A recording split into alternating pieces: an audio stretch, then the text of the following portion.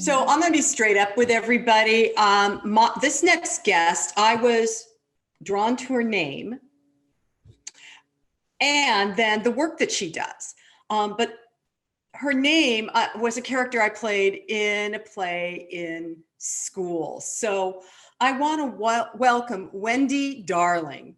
Wendy, thanks for joining me. Of course. You probably get that a lot, right? The Peter Pan. Once or twice. Once, yeah. So it's a good association. Yeah.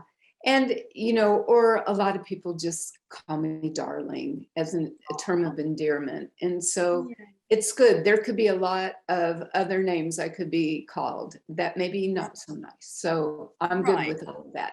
It is cute. There are times maybe I'm using my credit card, not as much recently, but somebody will say, they'll see my credit card and the name on my credit card, and they're like, do you know that was the name of the girl in Peter Pan?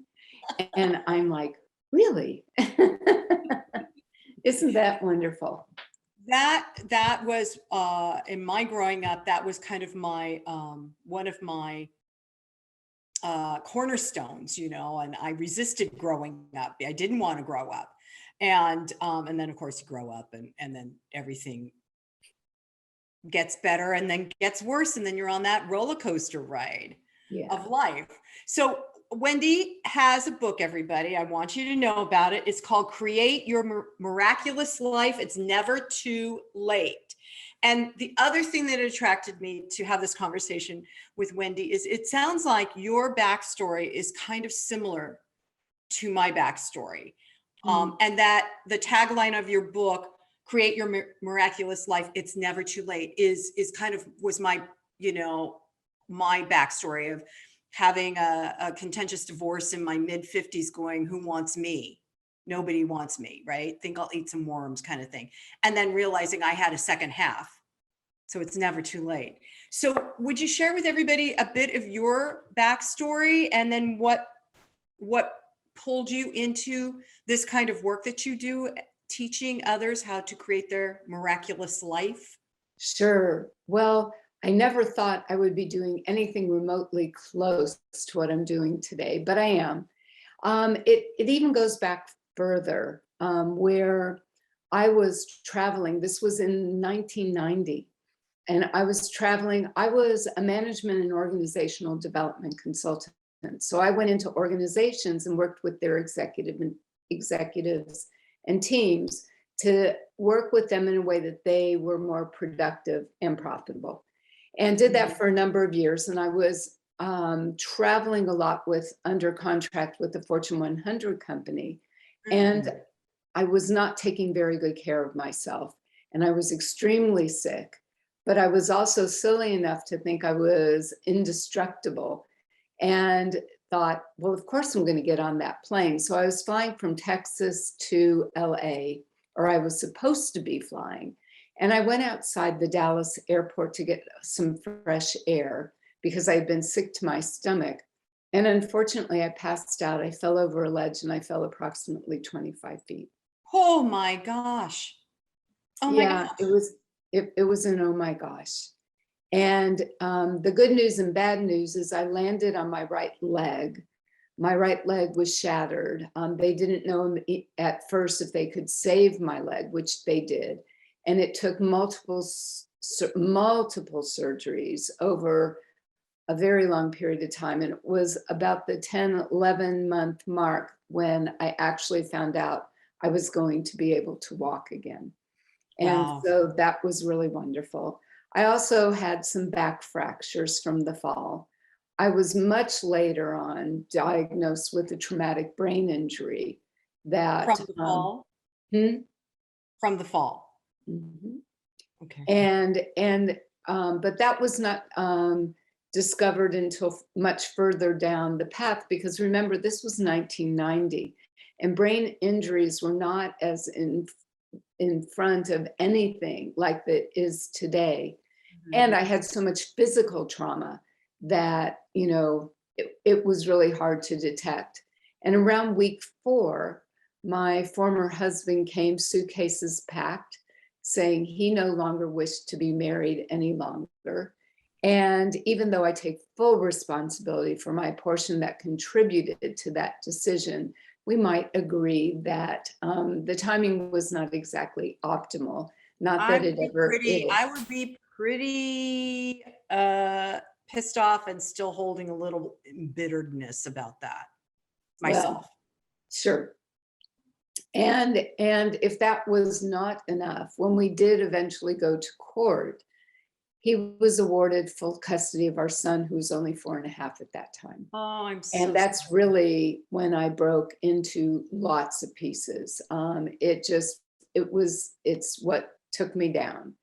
And prior to that, I was fearless. And suddenly everything, I mean, I was living in whiteboard territory. There was nothing about my life that was familiar any longer. My physical body, my ability to work, my life as a mom, as a wife, it was all just gone. So my mom actually suggested I might want to learn how to meditate. And at that point in time, quieting my mind was a complete oxymoron. right. Yet, desperate times, what the heck? So I was living in Dallas at that time, and I found somebody who was teaching people how to meditate. We met, it was just a small group of us meeting at his home. And after a couple of times, I remember going to Michael, that was his name. And I said, every time I feel like my mind is going to start to relax, I get this urge to sing. And he said, well, sing. And I started laughing. I said, you don't understand. I actually have people in my life that request I not do that. And he just kind of gave me a look and he said, just do it. Just see what happens. So I went back to my little place in the corner of whatever place I was in his house. And I got into that space and I allowed what was this melodic type of singing to come out of me. And for the first time in a very long time, not only did my mind begin to relax, but so did my body. And so I was living, in Dallas, as I mentioned. And what they say is true. Things are a little bit bigger. And I had this beautiful walk-in closet. And I would do this meditation and singing in the closet. And I was truly in the closet with all of this. This was not a world that was familiar to me at that point in time. Now I'm back at the same person's house. We had our little whatever. I'm walking down the hallway. I'm passing one of the other people in our little group. And out of my mouth comes, you have a block around your heart. And I'm thinking to myself, where did that come from? And so a gift that also came about in that moment. So I'm continuing to walk down the hall. The instructor's son, who was a teen at that time, but very gifted, he was somewhere behind me. And I hear him say to the same person, hey, you got a block around your heart. And I'm thinking, what is happening to me? So trying to cliff note this a little, taking it to where I am more today, obviously, I don't know for certain if it was the fall, if it was the brain injury, whatever it was, and all the trauma that came with it. But I opened up. I've always been a somewhat intuitive person, but it got very dialed up. I began to see energy. I began to be able to work with it in a way to release the step points, if you want to refer to them that way, within a system. And it's now been developed into a complete system that I've called the Miraculous Living Method. And so not only do we do release work, but there's also a brain training component that helps to strengthen the mind so that it's in alignment with how you want to be living your life, your heart's desires. So your mind and your heart are working for you, not necessarily as mischief makers and interfering. So I have now been blessed where I've worked with entrepreneurs, because I do still have that business experience and background. I'm able to find where people's financial set point is and raise it and open them up to receive. Every single person I've ever worked with has been restricted in some way to some degree about their ability to receive. I work with singles to help them attract love. I work with couples to replenish their relationships. I work with children with learning disabilities or other issues. I've worked with women who have been abused, and I'm so grateful that in such a short time, they and others are freed from all of that. And we're really able to shift their trajectory so we can close that gap from where they are to where they want to be. Okay, that's really powerful, Wendy. Very powerful. And so I want to, can we tease out a bit of this brain alignment? Because a lot of people, and myself included, believe that when you're stuck, it's usually a belief system that got downloaded when you were a kid, or maybe it's generational or past life download or whatever. So this aligning the brain, do you work with belief systems that are stuck in the thinking process, or is it something completely energetic shifting? Does that make sense? Both. Yes, it's both. So one of the things that eventually shifted in my early career, both when I was in my training in counseling psychology, which I have 2 graduate degrees in, we were taught, let's find what's wrong and work with that. And for many years, I worked with people, let's find what's wrong and let's fix it. But what I now know about how the mind works is it's trained the mind to always be on the lookout for what's wrong and let's fix it.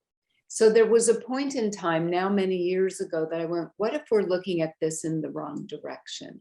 What if we need to look into the life that you want to be living, coming from a place of your deepest desires? And so I did mention that I can see energy, I can move it. It does happen when I sing. That's just how it works for me. My hands start moving and things start happening. But I also received downloads where I created designs that also hold a frequency. So the sound healing by itself is very effective. The what I now refer to as my transformational healing cards also holds a frequency and by itself is very effective. Utilizing them both together creates a very unique circuitry. And what's different is I do not, nor do my clients have to go back in time. We don't have to find the limiting beliefs. Right. Either I receive downloads of statements of affirmations. I also have a system because I train practitioners to utilize my system as well. And to be able to create the way you want your mind to be thinking, the way you want your mind to be living. So we create that in itself over here. It takes care of this over there. So it's easier and faster. And what I love is it takes people off the hook. They don't have to figure it out. They don't have to remember. So because of the energetics of the transformational system, the miraculous living method, it takes care of the undercurrent that's been interfering, creating the mischief and in you not getting what you want, living what you want. And in my world, it also becomes important making your unique contribution as well. Right. So let me just say back to you what I think I heard you say about this method, that it miraculously that removes those blocks without, you don't have to go to first cause. You don't have to figure out what caused the problem. So it sounds like a quantum energy system that you're aligning with, so it can happen like that. Yeah, because of what we now know of energy and frequencies. For example, somebody that I really like a lot that helped me start speaking what the heck was happening to me is David Hawkins in his body of work called Power versus Force. Yeah. And he did a 30-year study, literally testing levels of consciousness, translating that into emotions. And what I love about his body of work, in essence, is our higher level of frequency emotions, such as love, such as happiness and joy. We'll just use those as examples. Overrides, melts away the lower level frequencies of anger, frustration, sadness, things like that. So when you're in the environment of love, let's just keep it simple. You yourself can be positively impacted if you share love, even just the intention of love with another person, or just, I sit in my office and I just spread love. It can impact thousands and thousands of people. I have taught and spoken at youth conferences and schools, and I talk about bullies. And I teach kids that these kids that you're calling bullies are really just people whose hearts have just been stomped on. And this is their way that they've figured out how to cope. And so I teach kids that they can silently send love to those people and fill their love wells up. And I've seen it in action lots of times. And nobody has to know that you're being a good person by doing that. Nobody has to know. You don't have to talk about it, but just sending that high frequency of love transmutes everything. It's a alchemic energy that just changes. And when you become aware of it, you can use it for a higher good. I'm with you. My practice over the last 2 years plus, my practice all my life, has been about being love and sending love. Because of this whole pandemic and all the mishigosh that's going on, I recognized that I had to raise my frequency of love. And as I've been doing that in my body, different things around me are changing, right? Some relationships are falling away because they can't handle that higher vibration. And I just send love, instead. So I'm saying this out loud to anybody. If you're worried about someone, or you're worried about the pandemic and, the boogeyman's going to come and get you, if you're worried, send love. Just send love, because the vibration of love, like you just explained, Wendy, is so much higher. It will melt the fear. But if you're sending worry, oh my God, I'm worried about my kid, my husband, my dog, whatever it is, then all you're doing is multiplying that. It keeps the individuals from receiving a higher frequency that can be beneficial for them and for yourself, right? Right. This is fabulous. I love that you're doing this work. So let's talk a bit about your book and what called you to write this at this point in time. Yeah, well, this is my second book. My first book was titled The Miracle That Is Your Life. And if you are interested in the backstory of even how I got into being a voice for miracles, I'm happy to explain that. But last year, I was 69, rapidly approaching 70. And so the whole theme of It's Never Too Late was prevalent. It was right in front of me, because there's still so much more I want to be experiencing and doing. And I'm relatively certain, I'm willing to be surprised, but I'm relatively certain I probably have fewer steps in front of me than behind me. And also because we were in the midst of the pandemic, I really felt that the timing of this message was even more relevant and important because so many lives were being impacted in a whole variety of ways. And I want people to know that no matter what your circumstances, whether it be your career, your health, your love life, just to name a few, if there's really something in your heart that you're wanting to experience, it's possible. Now, I first started writing this book with the theme of it's never too late. However, I was talking to my best friend, who happens to also be my publisher, and I was sharing with her, it just doesn't feel complete. I don't think that's going to end up being the title. And in her very loving way said, you did write a book called The Miracle That Is Your Life, and you rebranded your business to the Miraculous Living Institute. Might you just want to include this in your book? And I'm going to be honest, I was like, oh, how did I get myself into this?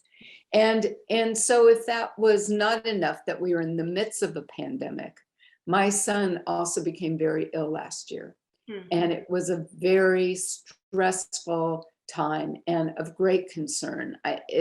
I'm cautiously optimistic. He seems to be doing pretty well.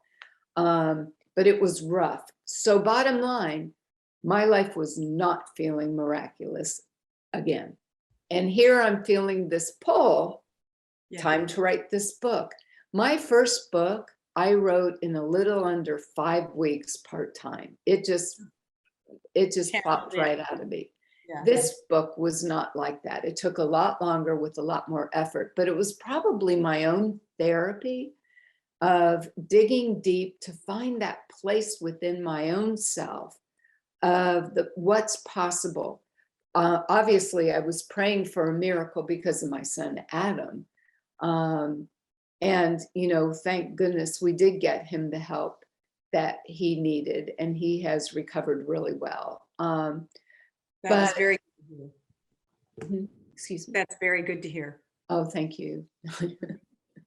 And so I seem to put myself in these positions because I was probably and am not probably alone, where people are feeling impatient and frustrated, and their lives are feeling very unmiraculous too. And so it was really a gift in many ways. It took me much longer to write the book. It just was harder because when I write, I write from my heart, and my heart was really hurting. So it was a very special time, and my book got released in May of 2021, which happened to be my 70th birthday week, and it just kind of happened to work out that way. Thought it would have been released way before that, but nope. And here we are talking about it today. So that's really what drove me to write the book. I actually love to write. I found this more difficult, in all honesty. But one of the premises that I emphasize multiple times throughout the book is, first of all, it's never too late, and never, ever, ever give up. Never give up. Even sometimes we've got to shift. Yeah, and even when you're not feeling miraculous or empowered, or because it ain't over until it's over, right? Right. So it's important to just keep moving on. And I don't, I'm not trying to be blithe about that, but in my personal experience, when I come up against my walls and don't feel all that, I realize it's because there's a deeper learning that I'm being called into within myself that then I can share. But sometimes it happens while you're in what you just described, the process of sharing the writing of the book. It sounds like, Wendy, was just your process for you to learn more Mhm. and hear Yeah. more. Yes. And it really, I mean, it was a gift. It gave me something productive. Obviously, I shouldn't say obviously, but I kept working with my existing clients. I did nothing to keep my business flowing. I put almost all my attention on my son, understandably. Yes, And understand. and so this was a very healthy creative outlet for me. Because especially with COVID, I couldn't go anywhere. I couldn't go to a gym. I mean, I'm blessed. I live in California, so I was able to at least get outside and walk, which is so healthy. Yes. And so it was a gift in many ways. And as I mentioned, I never thought I personally would be a voice for miracles. And I was actually kind of uncomfortable with it. We could even take the word kind of out, because it was like, well, who the heck do you think you are that you're talking about creating miracles in your life? And what's interesting, and it even showed up in my first book, because I worked with Robin Simons of Crescendo Publishing, who I mentioned, who is my best friend.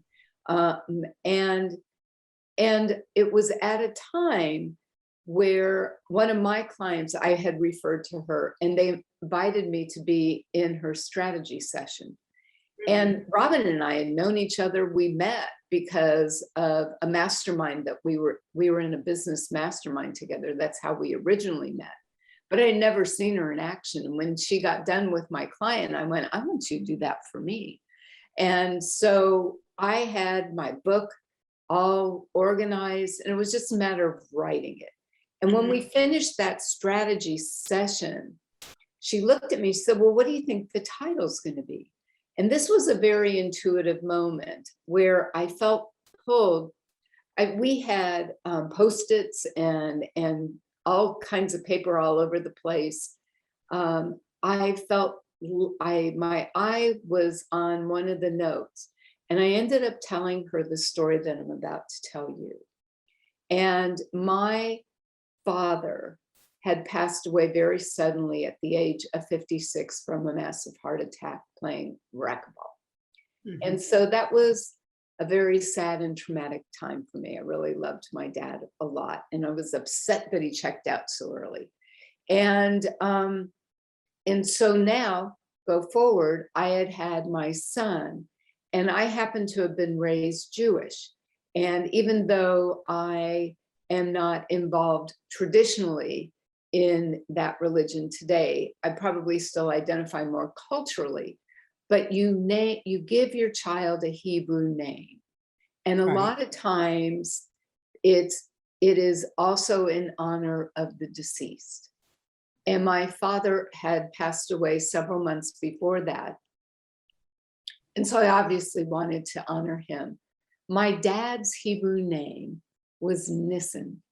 Nissen translates to miracle. What?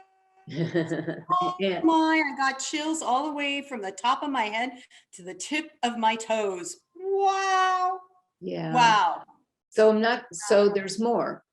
So meanwhile, my former husband's grandfather had also recently passed away. His name was Charles, and in Hebrew that would be Chaim, and that translates to life. My son's Hebrew name is Nissen Chaim, which translates to the miracle of life. And I don't know if you have children, but I remember when I held my son for the very first time. First of all, everybody kept saying I was having a girl. Well, that obviously didn't happen. And even though I knew technically sort of, how that happened, I just looked at him and I'm like, how did this happen? It truly felt miraculous, this gift of a new life. And so I ended up titling my book. As I mentioned, I shifted the name of my business to the Miraculous Living Institute. And it allowed me, first of all, to honor my father. I feel that every day that I get to live past 56, obviously I've made it way past that, and my heart's Right. really great, in great health, honors him. It also honors my son, who I absolutely adore. You know, we did not have a traditional life because he lived more full-time with his father, and we went from one city to two states. And yet Adam, my son, was such a trooper, taught me more about unconditional love. It was Mhm. like that bond just was solid throughout all that time. And he eventually did come and live with me his senior year in high school. I mean, we saw each other, excuse me. And so, but at some point, I realized, oh, I've been guided to be a voice for miracles. And that is how it got me to where I am. And so I'm able to embrace that more. It was not comfortable, and sometimes it still isn't. It's like, because even though I've worked with thousands and thousands of people, I'm a very humble person. And, miracles feel big to me. Yeah, And yeah. yet, you know, every moment is truly a miracle. Very early in my book, I have a quote from Albert Einstein. And he basically said there are two ways to look at life. Either nothing is a miracle or everything is a miracle. And I choose that. I mentioned I have a good heart. A couple years ago, I had my heart checked again, and I had an echocardiogram, which Mhm. lets you see literally your heart in action. And I mean, it was incredible. That little sucker just is working and going, and it's like running a marathon 24/7. I'm like, oh my gosh, I had no idea to the extent of how hard you were working to keep us going. And I like sharing that because there's so much about life that is so tremendously miraculous if we just pay attention. And I Yes. also have the belief that miracles are trying to come to you. And if you just open up and allow the magic of life to do its thing, life gets to be pretty fun. I mean, you and I are talking right now. That's pretty miraculous. We're Yeah. talking on this little thing called Zoom. That is pretty miraculous. You're in your place in Ventura. I'm in mine in San Diego. My only regret is I didn't have enough foresight to get stock in Zoom because I it's think like there's a lot of the us who feel place to that meet way. people today. Yeah, absolutely. I agree with you, and I hear you about feeling like miracles are huge, and it seems like also in your book you're calling people to see the smaller miracles to then build and expand their lives from, whether it's I want to say refurbishing, renewing your relationship with your spouse, or creating a career that you always wanted but maybe didn't go for. So the smaller miracles build on each other as we align more. This is my belief, Wendy, and I think you've said it. As we align with a higher frequency, that vibration of love and joy and happiness. And if you're listening to this, if you're not feeling oh so happy, I just invite you to take a moment like Wendy learned and sit with yourself and find that place within yourself where you can find that one piece of you that is in alignment with love. One of the things I saw on your website is you have the words live, love, and lead. And I think that's really important, Wendy, because in the current paradigm we're in or exiting, it isn't about leading for wealth. It's about leading with love for the highest good of everyone on the planet. That's my belief. And that's also where miracles have opportunities to begin to bubble like champagne. Yeah, you know, I think what happened to many of us, certainly me earlier in my career, we were leading and really going for success. And I'm saying, let's flip this. Let's look at how you want to live. Let's look at how you're taking care of yourself and come from a place and cultivate more love for yourself and your life and the people that are in it. And then when you're filled up this way, you are able to lead much more effortlessly, much more productively, much more successfully. And that makes a huge, huge difference. So it's shifting a little bit of how we do things. And I think in some ways, this has been one of the gifts of our pandemic, that it's given most of us a forced time out to really look at what matters most. I don't know about you, but boy, I sure miss hugging my friends, or even people, you know, people in my life. You know, we didn't travel for the longest time.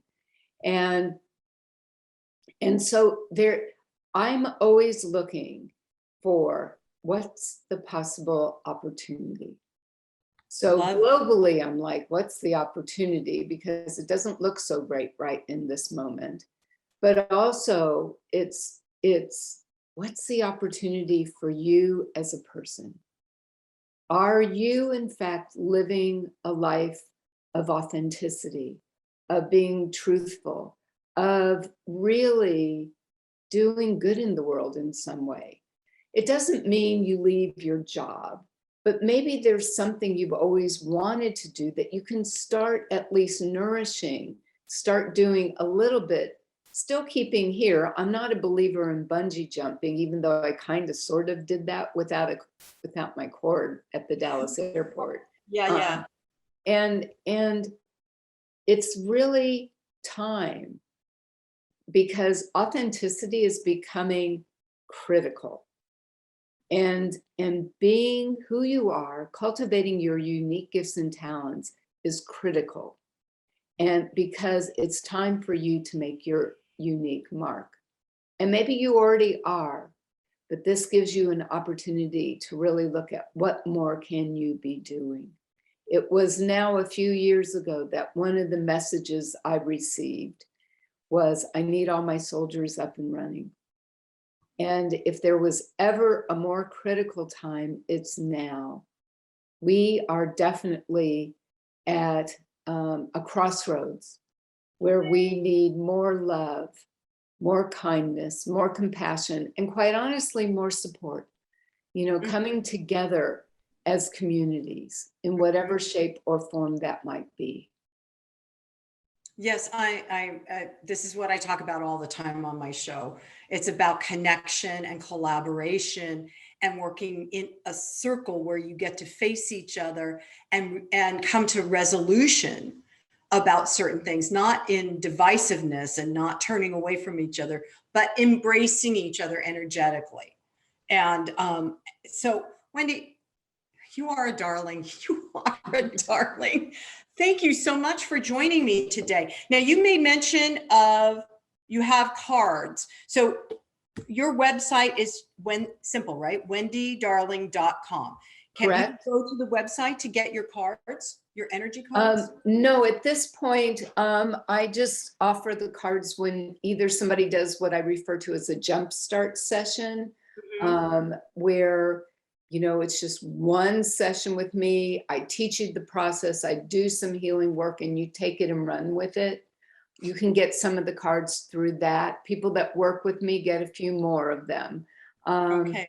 So yes, you can go to my website and there's an audio you can listen to. There's an assessment that can assess your RQ, your relationship quotient, kind of how you interface with others.